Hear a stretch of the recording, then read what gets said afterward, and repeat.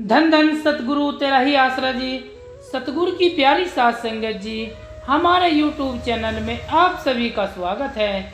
जैसा कि आप सभी को पता है कि जो भी जीव डेरा सच्चा सौदा से नाम शब्द ले लेता है, उसकी जान की रक्षा व घट घट की जो भी परेशानी होती है, उस परेशानी को सतगुरु अपने ऊपर ले लेते हैं और उसकी देखभाल करते हैं। तो इसी प्रकार एक प्रेमी परम पिताजी के करिश्मे का वर्णन किस प्रकार करता है कि उस पिताजी ने उसे काल के चक्कर से कैसे बचाया।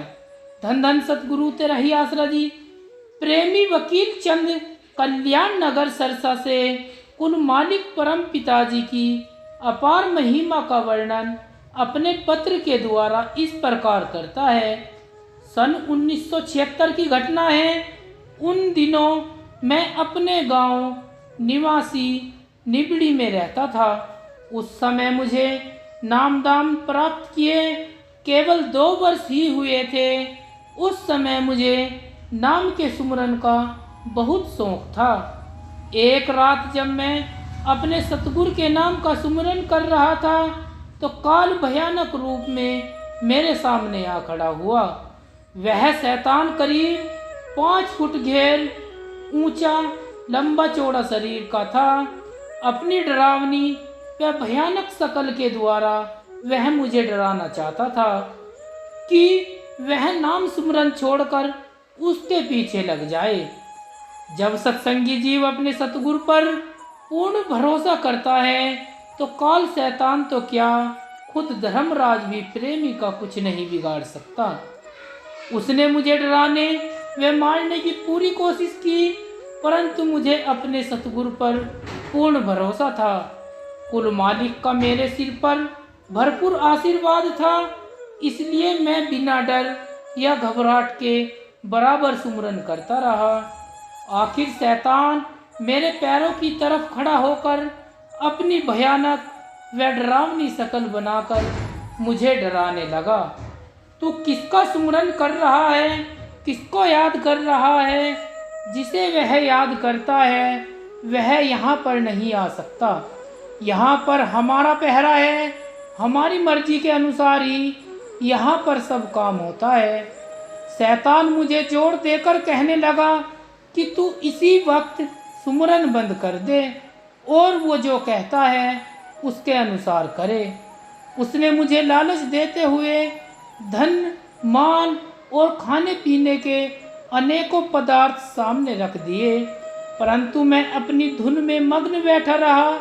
मैंने उन पदार्थों की तरफ देखा तक भी नहीं।